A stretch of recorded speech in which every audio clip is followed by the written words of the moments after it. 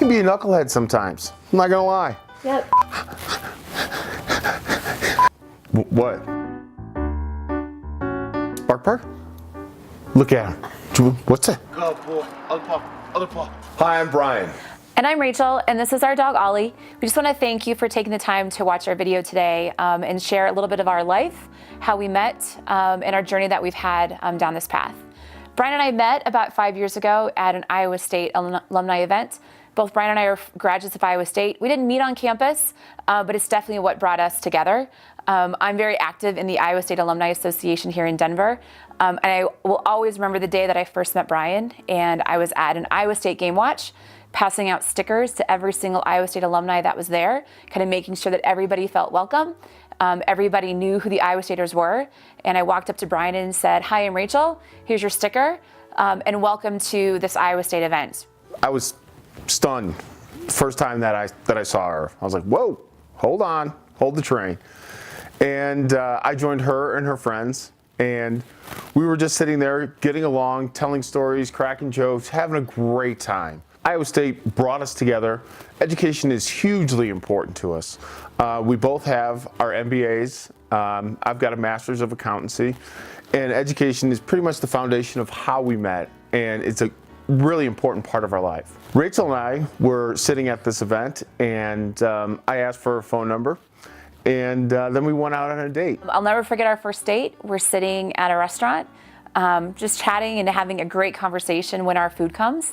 And I don't remember even taking a bite of my food. The first thing I remember is a paw, a fork going into my food and taking a bite, and it was Brian. And I'm like, "Why are you doing this?" And my response was, "What?"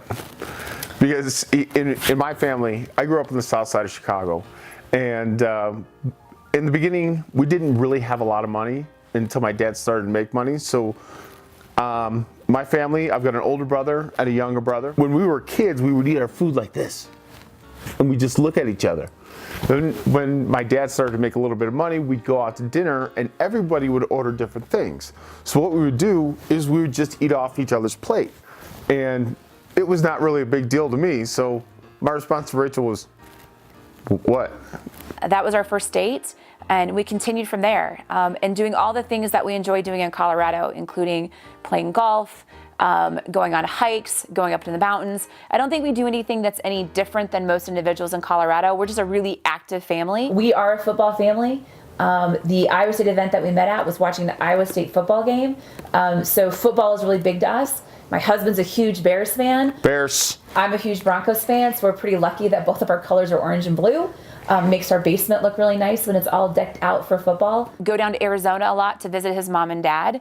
And that brings us to the time when Brian asked me to marry him. Our proposal took place on Christmas Eve at a place in Scottsdale called the Iowa Cafe, which is very tchotchke, Iowa. When you walk into the restaurant, everything is Iowa. It has Iowa State stuff up. It has everything that you would think of from Iowa. As I'm trying to figure out what to order, this guy is on one knee asking me to marry him. And he asked me to marry him with his grandmother's ring, his grandmother Antoinette, which again is a really important part of our history and remembering the family as a part of our history. I'd asked Rachel to marry me, and she went,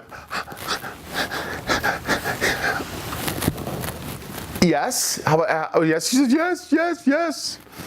And then we got married here in Colorado, and we live here in one of the suburbs with our dog, little Ollie, special guy. We adopted him from Freedom Service Dogs, and it's one of the charities that we spend a lot of time with. And he's been a really good dog. He's really, obviously, as you can see, very chill, very cool. And he's very awesome with children. I grew up in a small town in southern Iowa as an only child. It was just me, my mom, and dad. So I spent a lot of time with my mom and dad. We did just about everything together. We traveled together. My mom and dad were always at my events, and they were always supporting me no matter what I did. I think some of my best memories were on the motorcycle with my dad. My parents are big motorcycle riders. They still do to this day. And I literally grew up in a sidecar that wherever my parents went on vacation, I was usually with them. I know where the biggest ball of twine is located.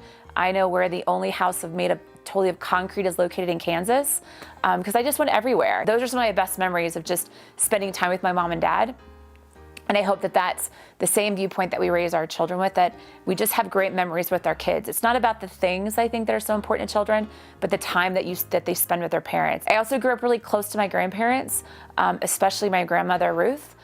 She's the one who taught me my love of cooking and my love of baking. But those memories are things I hope to pass down to our child as well. My childhood was absolutely amazing. Come from a family that's very, very active. I've got an older brother and a younger brother. My mom and dad have been married for 50 some odd years. So we have a very, very tight family. When I was growing up, what we did is ride bikes and play baseball and play football. My mom and dad would show up for a lot of my games.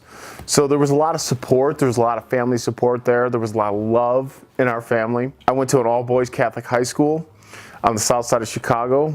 The values that were instilled in me, I think, are going to allow me to be a really good father, because I cherish family, and I think family is of the utmost importance. Favorite two traditions in Brian's family, one is happy birthday. That in his family, it's his mom and dad, 3 brothers, and 4 nieces and nephews. And whenever one of them has a birthday, it is a race to see who will call that person first. It could be at 2 o'clock in the morning, it could be at 5 o'clock in the morning, it could be at noon, but it's a race to see who will call that person first and give them the absolute worst rendition of happy birthday. And every year around Thanksgiving, we have family bingo, where everyone in the family is together and we play bingo. Brian's mom is known for all of her tchotchke, odd, like dollar store type gifts. But there's one thing that everyone in the family wants, and it's this painting. And it's a painting that the family found at a yard sale, or at a flea market, I guess. Flea market. At a flea market. And it is the ugliest paint by number painting ever It's absolutely horrible. of a dog. But everyone in the family wants it. And whoever wins bingo first gets to keep that painting. It's the Holy Grail. The things that I love about Rachel is that her heart is huge. She's incredibly intelligent. She's just the finest human being that I have ever met in my entire life. I can be a knucklehead sometimes. I'm not gonna lie. Yep. And Rachel will be like, stop being a knucklehead. Normally, I'd say, whatever. But with Rachel, I have to respect her. And I respect her so much. And I love her so much. And when I see her with children, forget about it. She's amazing. Absolutely amazing. The love and the warmth that comes from her, she just exudes love. And she's just absolutely incredible. When I watch Brian with the children of a lot of our friends, it really gives me an insight into how he's going to be as a parent. Brian is the one that when one of our best friends' daughter Ava comes over, Brian is always on the floor coloring with Ava or playing games with Ava, or even Ava and Ollie just playing together while Brian watches them. Or he's the one that tries to make every opportunity a learning experience. When we see something on TV and helping the kids do math, and it just really gives me a great insight as to how Brian's going to be as a parent and interacting with our children. It just makes my heart full and feel very blessed that we're going down this journey together, and what kind of parents and what kind of partners we'll be during this experience. Thank you for watching our video. I know you have a huge, super tough decision to make in front of you. And we hope that this has given you a glimpse into our life and to the type of parents that we will be. Thank you. Thank you.